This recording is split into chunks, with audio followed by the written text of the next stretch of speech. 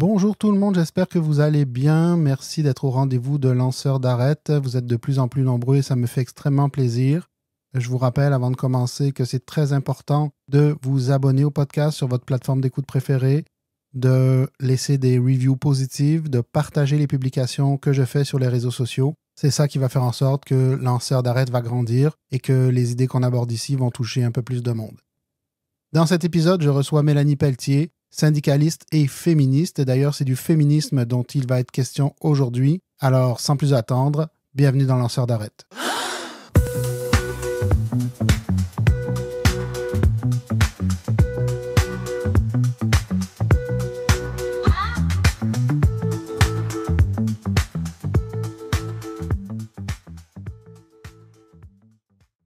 Alors, bonjour Mélanie, bienvenue dans Lanceurs d'Arrête. Bonjour, merci de m'avoir invitée. On va commencer par une petite présentation. Est-ce que tu peux nous dire c'est quoi ton parcours? Puis aujourd'hui, le sujet, on va parler de féminisme. Qu'est-ce qui t'a amené au féminisme? Et déjà, ton parcours, c'est quoi? Oui, en fait, présentement, je suis vice-présidente au Conseil central de Québec-Chaudière-Appalaches, CSN, responsable de la condition féminine. Alors, moi, en fait, je proviens d'un syndicat de la région de Québec-Chaudière-Appalaches. C'est le syndicat des centres de la petite enfance, les CPE. Alors, je suis une éducatrice.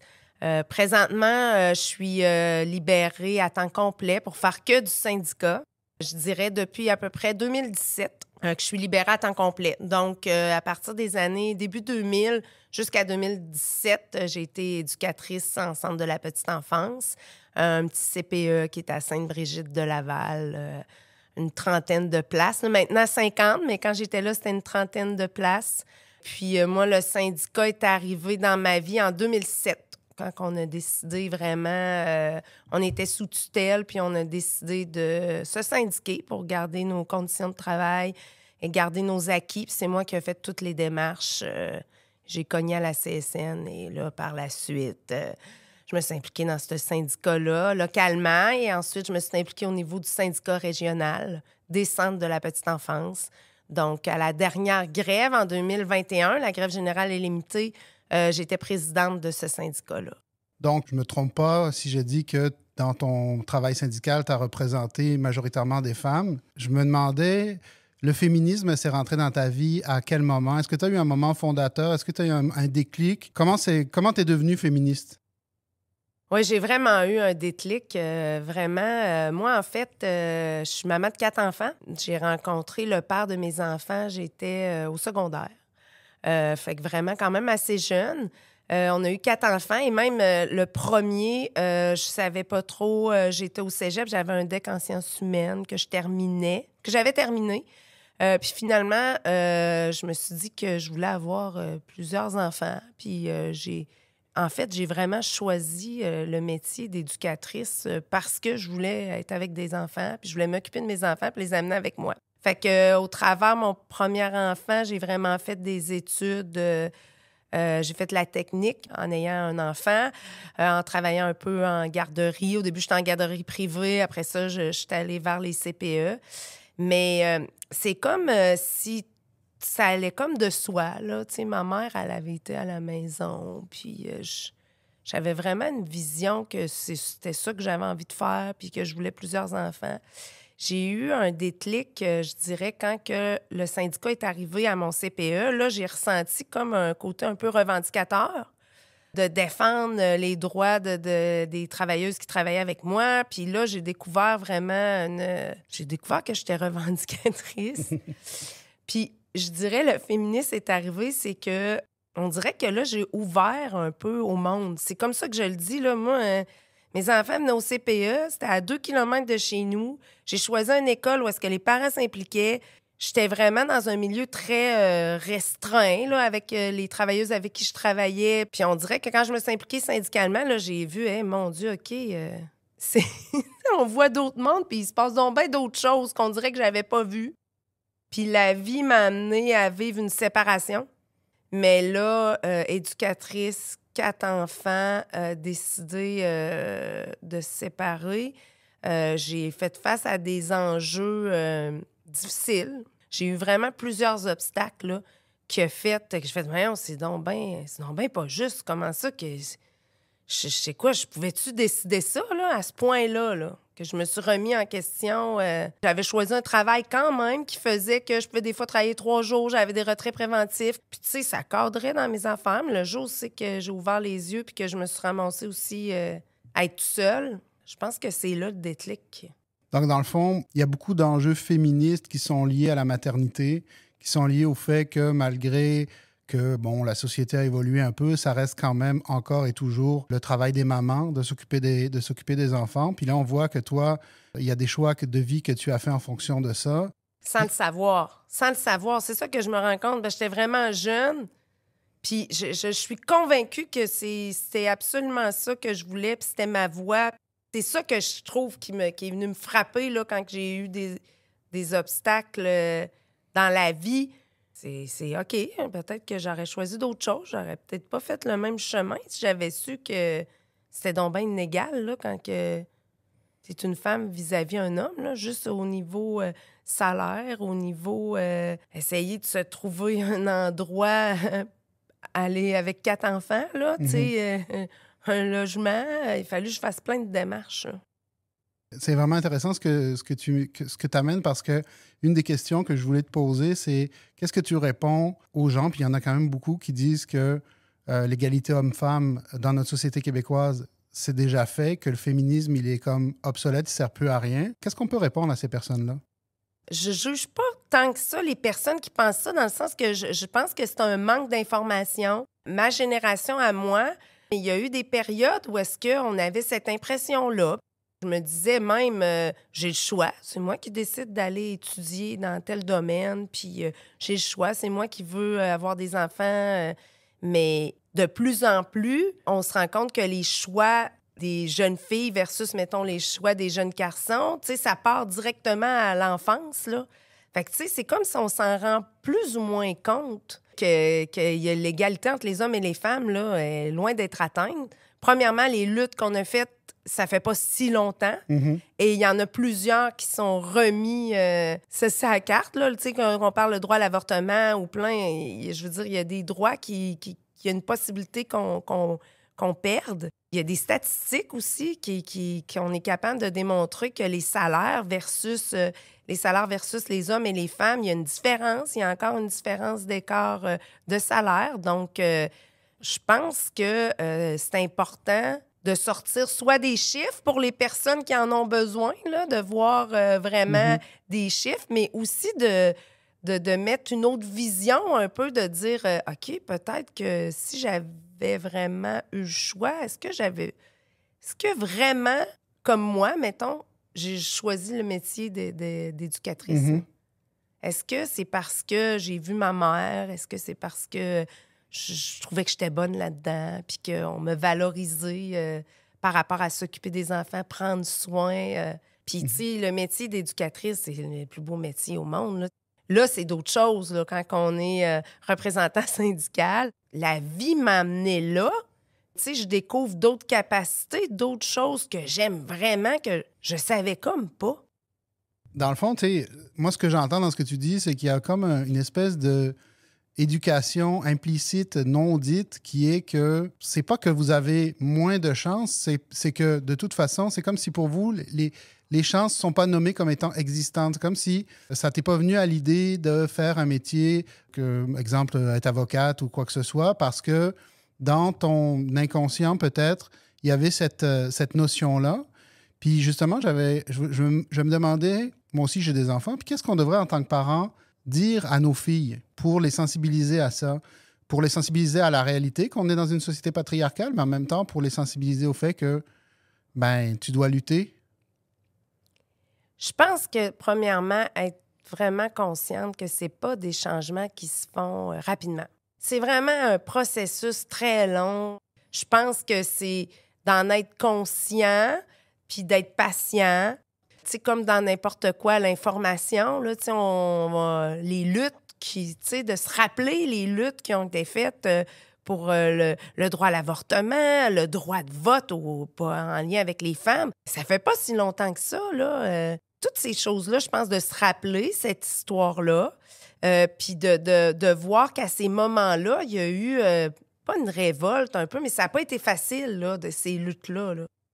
Puis il y a eu comme, OK, il y a eu des ajustements, il y a eu des lois, il y a eu, tu sais, juste quand on parle de la création des CPE, là, création des CPE, 1997, ça fait pas longtemps, mais à base, là, c'est pour que les femmes aillent sur le marché du travail, là.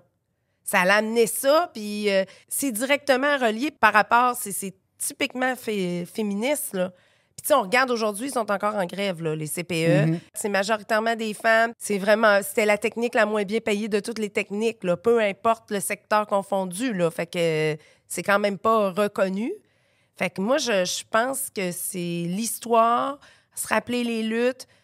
Puis, tu sais, quand je dis l'histoire, la ligne du temps, qu'il y a une ligne du temps où est-ce que, oui, les femmes se sont levées debout, puis il y a eu des changements, puis il y a eu des lois. Puis là, moi, de ce que je vois, c'est que là, on vient encore essayer d'attaquer ces droits-là. C'est pas un peu décourageant quand on est militante de savoir que les gains que je fais, ça va toujours rester fragile? Enfin, toujours, j'espère que non, mais qu'on n'est jamais à l'abri des politiques beaucoup plus patriarcales à l'avantage des hommes, si c'est déjà le cas, mais encore plus. Tu sais, on vient de le nommer, tu sais, remettre en cause le droit aux femmes de disposer de leur corps. C'est pas un peu décourageant de toujours faire face à ce risque-là? Moi, c'est sûr que je suis pas découragée. Je suis vraiment crinquée, là. Moi, c'est mon moteur. Fait que, tu sais, surtout quand tu es toujours là-dedans, puis que, tu sais, moi, comme je dis, j'ai trouvé ma voie, mais ça fait pas si longtemps, là. Puis je regarde mon parcours, puis je regarde mes filles, puis je me dis, premièrement, ce qu'il y a à retenir aux jeunes filles, puis par rapport aux jeunes garçons, c'est de dire, bien, savez-vous, tous les droits des femmes, il a fallu se battre pour les avoir. Il n'y a pas des droits qui ont été donnés aux femmes pour le plaisir, comme ça. Il a fallu il y a plusieurs femmes qui se sont levées, puis il a fallu se battre. Fait que ça, c'est déjà quelque chose à retenir. Fait que moi, je pense qu'on peut virer ça en se motivant, en disant, ben il faut continuer à lutter. Je vire le découragement, comme je dis, en étant fâchée, puis en me disant, ben là, il faut vraiment que je fasse quelque chose. Je me sens vraiment très, très, très concernée. Encore plus que, tu sais, tantôt, qu'est-ce que je racontais, mon histoire, que je me n'ai même pas rendu compte. Fait que je serais bien mal placée pour faire la morale, puis de dire, ben là, voyons, réveillez-vous, comment ça que vous pensez ça? C'est quoi qui te tape le plus sur un nerf quand tu entends des faussetés sur le féminisme? Bien, premièrement, que c'est dépassé, puis que c'est plus d'actualité, puis que les féministes, on décrit ça comme si c'était des femmes frustrées ça me met en... Voyons, dans le fond, là, tout ce qu'on veut, c'est être égal aux hommes, puis tu sais, c'est une égalité entre les hommes et les femmes, là. Tu sais, qui veut pas ça, là? Moi, dans ma tête, tout le monde peut être féministe, là. On n'a pas le choix de créer ce mouvement-là parce qu'il n'y en avait pas d'égalité. Puis c'est prouvé avec des statistiques, c'est prouvé dans plein, plein, plein de domaines. Tu sais, avant, les femmes, je veux dire, pouvaient tomber enceinte, avoir 15 enfants, ils étaient à la maison. Tu sais, ça allait comme, pas de soi, mais il y avait énormément de pression au niveau religieux. Mais tu sais, au niveau religieux, au niveau politique, c'était des hommes qui décidaient ça. Puis c'était les femmes qui le subissaient, puis ça faisait partie des rôles.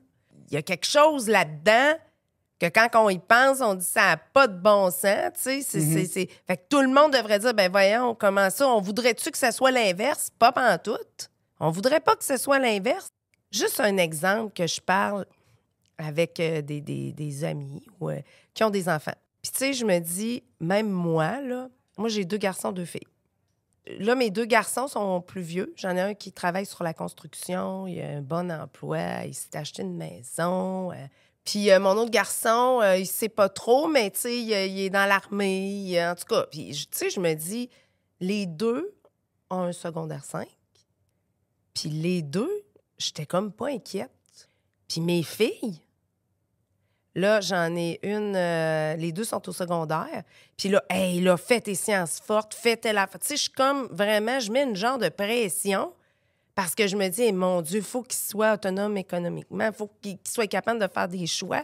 Mais naturellement, je me rends compte de ça. Bien, ça doit être parce que c'est pas égal, là. Mm-hmm.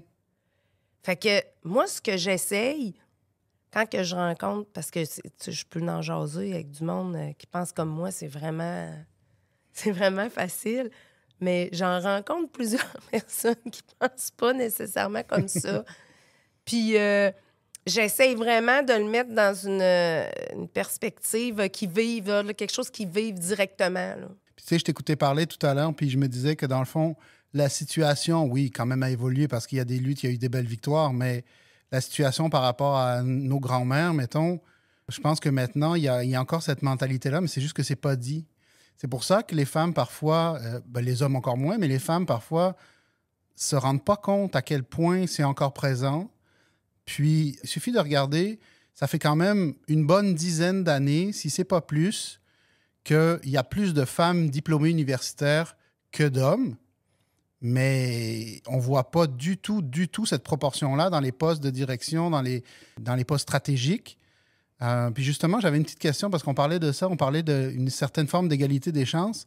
Puis tu sais, souvent, quand on a, mettons, dans un conseil d'administration, dans un conseil des ministres aussi, ils le font, on essaie d'avoir la parité et que donc on réserve des sièges ou des places à des femmes, l'argument qu'on se fait toujours dire, mais pourquoi on n'y va pas avec la compétence, quel que soit le genre? Qu'est-ce que tu penses de cette réponse-là et pourquoi, parce que je sais que c'est ce que tu penses, pourquoi c'est important de réserver des places à des femmes pour qu'elles puissent exercer ce pouvoir-là? Bien, parce que si on veut avoir une vision, puis si on veut que les choses changent, on n'a pas le choix de mettre des mesures. Parce que, je veux dire, c'est majoritairement des hommes qui sont au pouvoir, puis, tu sais, c'est ancré un peu dans notre tête, là. Peu importe le genre, est importante la compétence. Pour moi, c'est deux choses complètement différentes. C'est que ce qu'on voit, c'est que c'est majoritairement des hommes qui prennent des décisions puis qui ont le pouvoir parce que c'était ça avant. Mm-hmm. Parce que les femmes, le rôle qu'ils avaient, ils ne pouvaient même pas voter. C'est pas les hommes qui ont décidé de dire, ben là, vous allez pouvoir voter. C'est des femmes qui ont levé la main puis ont dit, ben voyons, on peut-tu décider de notre sort? Si on veut réussir à progresser, à un moment donné, il faut mettre des mesures comme ça. Puis il faut dire, on va essayer le plus possible que ce soit paritaire. Puis il y a plein d'avantages à ça, là, parce qu'il y a des décisions qui sont prises qui concernent les deux. Je veux dire, c'est 50 de la population, là. C'est la moitié. Je veux dire, normalement, dans toutes les décisions qui sont prises, il devrait y avoir des femmes. Puis il semblerait que les femmes...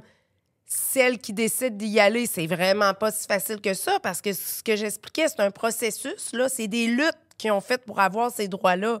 Fait que c'est sûr que s'il a fallu qu'ils luttent pour avoir ces droits, peut-être que l'accueil est peut-être pas très grand. C'est très long à changer une mentalité. Puis moi, je pense que ça prend des mesures comme ça. Puis ça a été démontré que quand il y a des mesures comme ça, le changement se fait. Puis l'autre aspect, c'est que moi, j'aime bien répondre aussi par rapport à cet enjeu-là, c'est de dire, bien, jusqu'à preuve du contraire, là, on ne voit pas que les hommes sont brimés en termes d'accès à des postes décisionnels.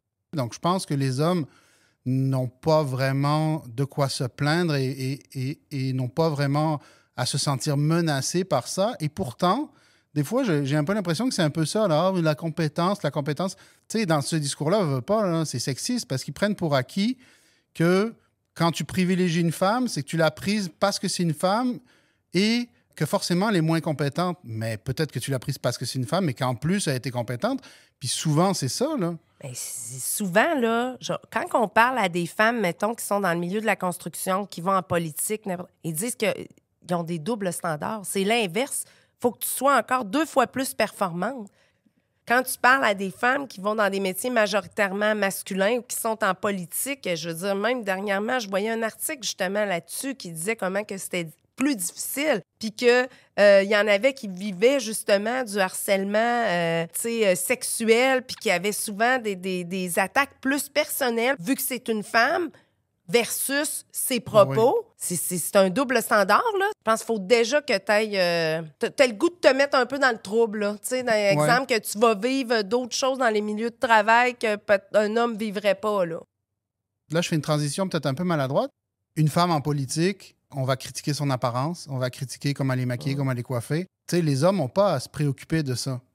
Juste ça, là. Juste cet aspect-là. Ben, la femme, il faut qu'elle soit belle, parce que si elle n'est pas belle, elle va être moins considérée qu'un homme pas beau, c'est pas grave, parce qu'il est sûrement intelligent.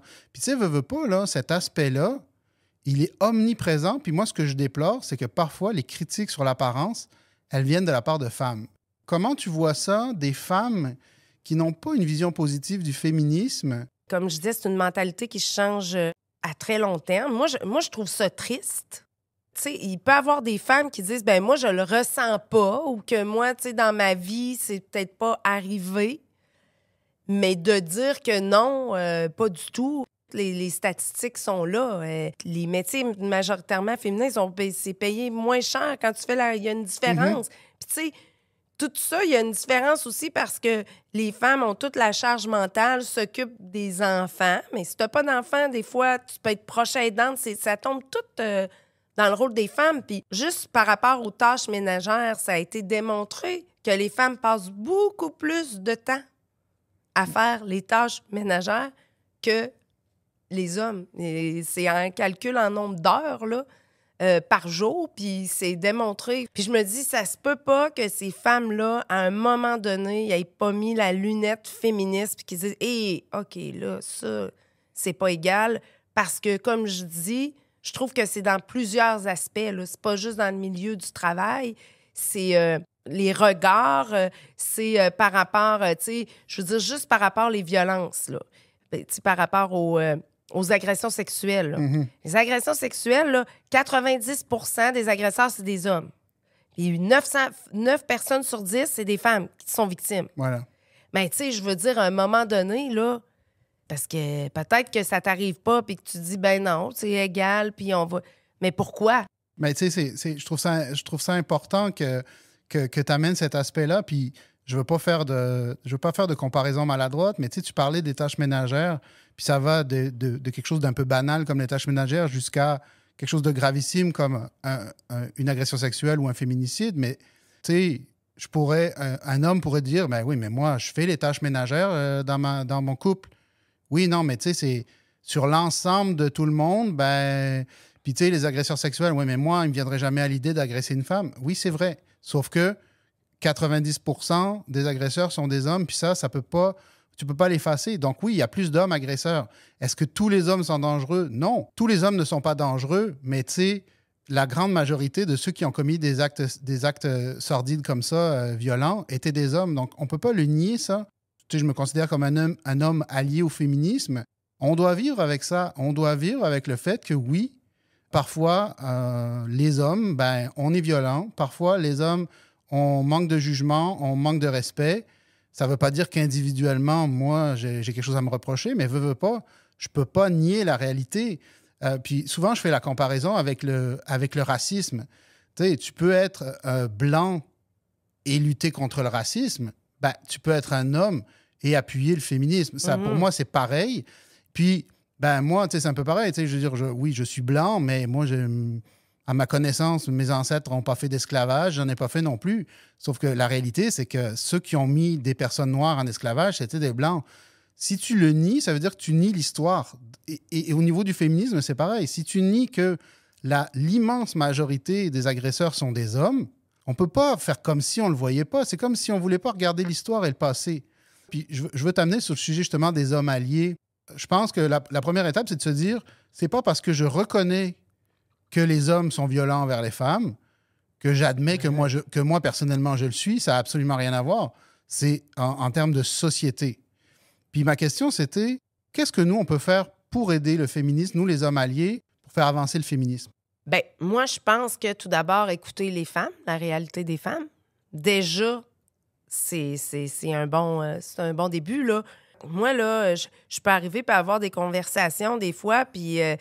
même exemple sur l'avortement, le droit à l'avortement. J'ai déjà eu des conversations avec des hommes, puis je comprends que tout le monde peut avoir son opinion, là, mais, tu sais, à un moment donné, faut quand même écouter la voix des femmes parce que cette voix-là, elle n'a pas toujours été entendue. Elle n'a pas été entendue, puis pour être entendue, il a fallu qu'il y ait des femmes qui se lèvent, qui parlent fort, qui revendiquent, puis qui luttent, puis qui s'organisent ensemble. Fait que, tu sais, à un moment donné, moi, je pense que pour être un allié, première étape, écoutons les femmes, leur réalité, donnons de l'importance à ce qu'ils disent, c'est ce qu'ils vivent. Hein? C'est ce qu'on fait aujourd'hui dans Lanceur d'Arrête, n'est-ce pas? Ah oui!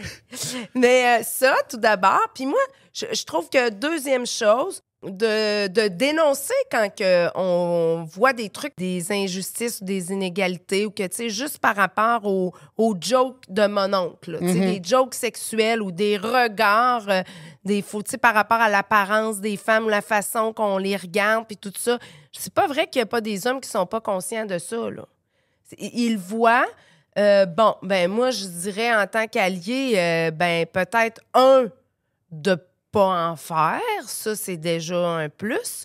Après ça, peut-être de pas rire. Mettons, si tu dis, moi, j'en fais pas, ben là, peut-être que je pourrais aller une coche au-dessus, pas rire quand j'en entends. Puis une autre coche au-dessus, peut-être de dénoncer, tu sais, de dire, ben voyons, ça n'a pas de bon sens, ça se dit plus, mettons, aujourd'hui. Mais c'est comme si on dirait que moi, des fois, ce que j'entends, ben je dirais rien. Puis, tu sais, dans le fond, je suis un allié, mais moi, je pense qu'on peut aller plus loin que ça, Ouais. là. Tu sais, je veux dire, les violences faites aux femmes, ça part... oui, on peut bien aller à l'extrême, dire non, moi, je suis pas un homme violent. Tu sais, c'est vrai, là, que c'est extrême, là, tu sais, quand on regarde les féminicides et tout. Mais je veux dire, ça part d'une banalisation des jokes. Ouais. Par rapport... Ça n'est une, là, forme des femmes qui vivent... Qui entendent tout le temps des jokes vraiment plates sur leur physique, ou qui se font, qui se font faire des jokes sexuels, n'importe quoi. Ben, je veux dire, c'est qu'on a banalisé ça, puis qu'on trouvait ça drôle. Puis dans l'extrême, ben là, ça va vraiment plus loin. Mais si on veut faire une différence, tout le monde peut faire une différence. C'est des mentalités, on l'a dit, ça change petit à petit. Tout le monde est responsable, puis tout le monde peut faire quelque chose. Je pense que juste d'en être conscient, de mettre des fois des lunettes féministes, des fois de dire, ah, ben peut-être que je pourrais intervenir, peut-être que des fois c'est pas pertinent, mais juste de prendre le temps de voir ça, je pense que les personnes, il va y en avoir qui vont être capables d'intervenir puis de faire une différence. Il y en a d'autres qui le feront pas, mais peut-être qu'ils feront plus de blagues. Peut-être qu'ils riront plus quand on entend des blagues qui dénigrent les femmes ou... tu sais, c'est tout le monde à son propre niveau. C'est drôle parce que tantôt tu parlais, puis j'avais en tête l'expression que tu utilises depuis le début de notre discussion, les lunettes féministes. Dans le fond, ça a un autre nom, c'est de l'empathie tout simplement. Là, c'est de se mettre à la place de l'autre sans prendre pour acquis que tu le sais mieux que la personne. Puis je pense que déjà le fait de dialoguer, écouter l'autre, se mettre à sa place, et je pense qu'il y a quand même une dimension d'humilité de se dire, ben j'avais pas raison, ou je le savais pas, puis en discutant avec la personne, je viens de comprendre, se donner le droit de se dire je le savais pas, parce qu'on a une ère où tout le monde dit je sais, puis en fait le monde sait rien, mais je pense, prenons pour acquis qu'on ne sait pas tout, surtout d'une réalité qu'on ne vit pas, et avoir juste l'ouverture d'esprit de se dire ok, ça se peut. Donc déjà, ça vient discarter tous les discours antiféministes, les féministes hystériques, les ci, les ça. Ça vient discarter tout ça parce que c'est, par définition, un comportement de quelqu'un qui ne se met pas à la place de l'autre, qui pense que du haut de sa tour d'ivoire, ben là, tout va bien, fait que tout va bien partout. On parlait en début de rencontre des moments fondateurs féministes. Puis moi, j'ai été marqué par la marche du pain et des roses. Puis là, on vit, cette année, c'est l'anniversaire. À quel point ça a été important pour la lutte féministe, cette marche-là? Ça représente quoi pour toi, du pain et des roses? Ben, pour vrai, ça fait pas si longtemps que ça. Tu sais, quand tantôt on disait de l'information, à savoir les luttes féministes puis les luttes des femmes, des fois, quand on n'est pas dedans, on s'en rend plus ou moins compte. Mais là, je veux dire, ça fait plusieurs années, là, je sais qu'il a existé cette marche-là qui a été partie par Françoise David. Ça va faire 30 ans là, cette année. Puis moi, ce que j'avais vraiment retenu de ça, là j'en connais beaucoup plus, là, mais c'était que c'est des femmes qui ont dit « Hey, ça n'a pas de bon sens, on va lutter contre la pauvreté, puis on va faire une marche. » Puis c'est Françoise David, qui était zéro connue, elle s'est dit « Ça n'a pas de bon sens. » Tu sais, c'était comme une idée un peu folle. Tu sais, genre, des fois, quand tu lances des idées comme ça, puis quelqu'un dit « Hey, non, on le fait. On le fait. C'est fou, on le fait. » Le pain, c'était pour le signe de pauvreté, parce que les femmes vivaient beaucoup de pauvreté. Ils étaient 800, ils ont marché vraiment sur plusieurs jours. Puis, pour arriver après, puis faire des revendications, Puis à ce moment-là, je sais qu'ils revendiquaient, en lien avec l'équité salariale, l'équité salariale qui est travail égal, salaire égal. Ils ont réussi à avoir la loi sur l'équité salariale là, suite à cette marche-là. Puis ils revendiquaient aussi une hausse du salaire minimum. Puis, tu sais, ça touchait pas juste les femmes, mais c'est des femmes qui ont eu l'idée, parce que ça partait de la Fédération des femmes du Québec, qui ont eu l'idée, qui ont lancé ça, qui ont parti, mais il y avait des... Tu sais, je veux dire, le résultat, finalement, le salaire minimum, c'était pour tout le monde, là. Puis, suite à ça, 5 ans plus tard, ils ont voulu refaire la même chose, puis là, c'est devenu la Marche mondiale des femmes. Ils se sont dit, hey, on pourrait faire ça au niveau international. Donc, une autre idée de fou par rapport. Aujourd'hui, je pense qu'il y a à peu près 160 quelques pays qui y participent. C'est une fois aux 5 ans. C'est cette année, d'ailleurs. Moi, je trouve ça quand même assez extraordinaire, là, dans le sens que, tu sais, encore aujourd'hui, là, il y en a une cette année qui est le 18 octobre, qui va être dans le fond, la région haute de la province de Québec. C'est dans la capitale nationale, ici, à Québec. Puis, encore une fois, les femmes se sont réunies. Je pense que la dernière rencontre, je pense que c'était en Turquie. Tu sais, la violence revient tout le temps. Là. La violence envers les femmes, là, c'est dans c'est plusieurs... mondial, C'est ça. Tu sais, encore des revendications par rapport à ça, par rapport à la pauvreté. Fait que, tu sais, ils ont encore réussi à trouver vraiment des points communs qui se définissent différemment dans chacun des pays, mais qui partent de la même base, là. Avec la Marche mondiale des femmes, là, le Québec, là, oui, on a des gains, mais on a encore énormément de luttes, mais ça fait une différence dans les autres pays.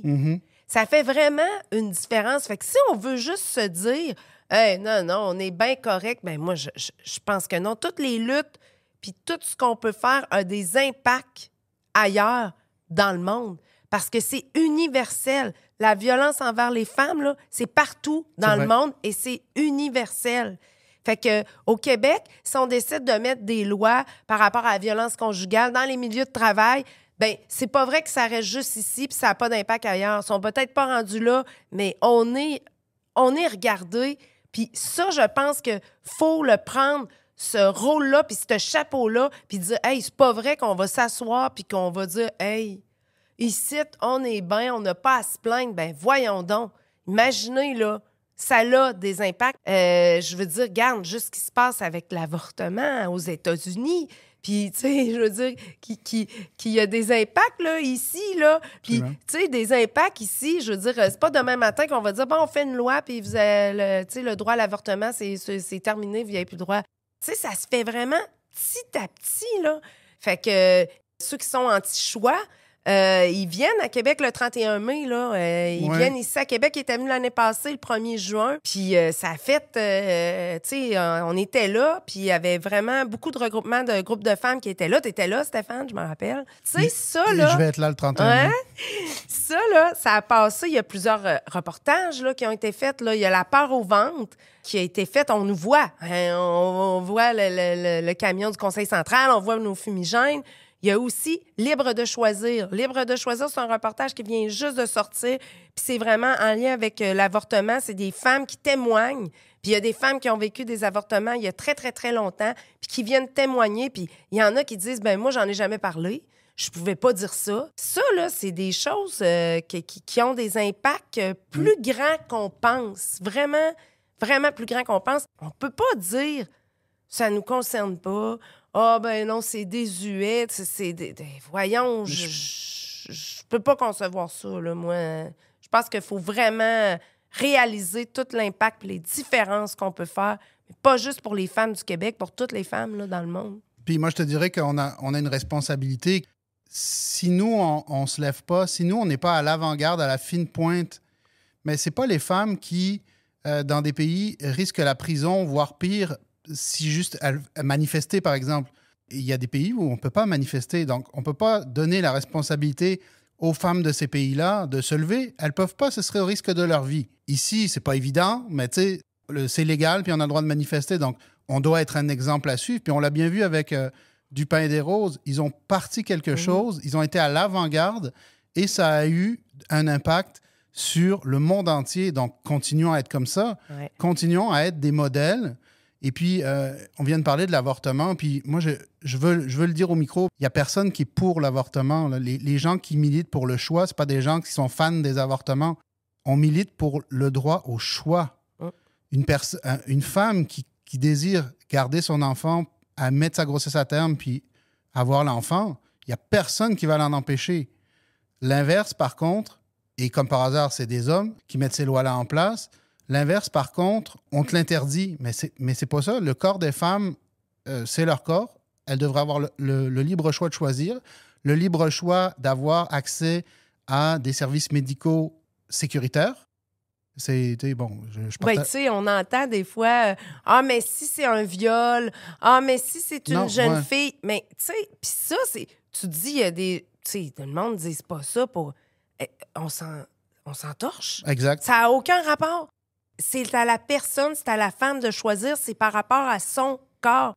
Faut vraiment ramener ça, puis tu le ramènes bien en disant. Tu sais, moi, je dis les pro-vie, parce que c'est le même qui s'appelle, mais normalement, on devrait dire les anti-choix. C'est ça parce que c'est pas pro pour la vie, là. C'est qu'ils essayent d'amener ça d'une façon que pour aller rejoindre du monde, comme si les femmes qui décident de se faire avorter, c'est des meurtrières, là. C'est de même, fait que mais c'est des anti-choix. Puis ce qu'on ramène, c'est que tu as le droit de choisir, c'est ton corps, puis peu importe la foutue raison, tu fais qu'est-ce que tu veux, puis il faut que tu aies ce sentiment-là de choisir, de décider ce que tu veux. C'est ça quand on dit les pro-choix, c'est de redonner aux femmes le choix de décider, c'est un droit de décider qu'est-ce que tu veux faire avec ton corps. Qui peut être contre ça? Puis moi, j'irais même plus loin que ce que tu dis. En tout cas, je vais aller dans ton sens. On ne peut pas les appeler les pro-vie. Parce que si on les appelle les pro-vie, ça veut dire qu'on oublie toutes les femmes qui sont mortes au bout de leur sang, qui ont eu des septicémies parce qu'ils ont procédé à un avortement clandestin avec un support à linge. Ces femmes-là, elles sont mortes. L'absence de choix les a tuées. Donc, quand tu es contre le choix, tu n'es pas pro-vie. Ça veut dire que tu manques de respect à ces femmes qui ont perdu la vie. Puis, écoutez, je ne sais pas à quel moment vous allez écouter cet épisode-là, mais le 31 mai 2025, moi, messieurs, mesdames, les anti-choix, je vous donne rendez-vous. Moi, on va être là pour vous dire qu'on n'est pas d'accord avec ce que vous avez à dire. Fin de la parenthèse. Donc, je pense que ça va être important au niveau des luttes d'arrêter de dire ouais, dans d'autres pays, c'est pire. Mais oui, dans d'autres pays, c'est pire, mais justement, on va arrêter de niveler par là. On a regardé, puis ce qu'on fait ici, ça fait une différence dans les autres pays que c'est pire. Écoute, je pense qu'on a pas mal fait le tour de la question. C'était vraiment, vraiment super intéressant. Donc, je retiens de notre discussion qu'il faut s'écouter, il faut faire preuve d'empathie, il ne faut pas juger. Et puis, ben, le corps des femmes, c'est leur corps. Puis, les femmes doivent être libres de leur corps. Il n'y a pas aucun homme qui tolérerait que des femmes, bon, là, je prends l'exemple inverse, viennent leur dire comment gérer leur prostate. Ben, c'est pareil. On n'a pas à gérer le corps d'une autre personne. Puis c'est même plus une question de genre, c'est une question d'identité, de liberté individuelle. Puis je pense que au-delà de tout ça, de la lutte pour le choix qui est très médiatisée, je pense que notre discussion, personnellement, puis j'espère parmi vous qui nous écoutez, vous avez pris conscience que des fois, c'est dans les petits détails du quotidien, des choses inconscientes, comme tu l'as très bien nommé. Puis je voudrais te remercier parce que ce que j'apprécie dans les discussions avec toi, c'est que tu n'es pas dans la culpabilisation. Et je pense que c'est un bon discours à avoir. C'est-à-dire une personne qui ne sait pas, mais qui est de bonne foi, ben, elle va apprendre, puis va évoluer, mais en s'exposant aux opinions des autres. Mais je veux te laisser le mot de la fin. Alors, qu'est-ce qu'on peut souhaiter au féminisme pour les prochaines années? Qu'il y ait encore des femmes qui aient le goût de se lever puis de dénoncer, puis qu'on continue, que ce soit n'importe quel mouvement, #MeToo, les pro-choix, qu'on décide de faire des manifs en lien avec ça, qu'on serve un peu de... Parce que l'actualité, présentement, là, on a en masse de matière là, pour justement parler féministe puis faire une différence. Puis cette différence-là, moi, je pense qu'elle va être pour tout le monde, autant pour les hommes, pour les femmes, peu importe les gens qui s'identifient. Vraiment, ça va toucher tout le monde, tout le monde, tout le monde. Mélanie, merci pour cette belle conversation. Ça a été vraiment un grand plaisir pour moi d'échanger avec toi. Ah, merci beaucoup. Alors voilà, j'espère que vous avez autant apprécié écouter cette discussion que j'en ai eu à la vivre avec Mélanie. Avant de se quitter, je vous mentionne que sur le lanceurdarrête.ca, dans la section ressources, je vous ai mis les liens vers les 2 documentaires dont Mélanie nous a parlé, à savoir La peur au ventre et Libre de choisir. Alors, si ça vous intéresse, allez sur le lanceurdarrête.ca et vous n'aurez qu'à cliquer. Merci d'avoir été à l'écoute. N'oubliez pas de vous abonner, de nous liker. Lanceur d'arrête, c'est un rendez-vous. Abonnez-vous.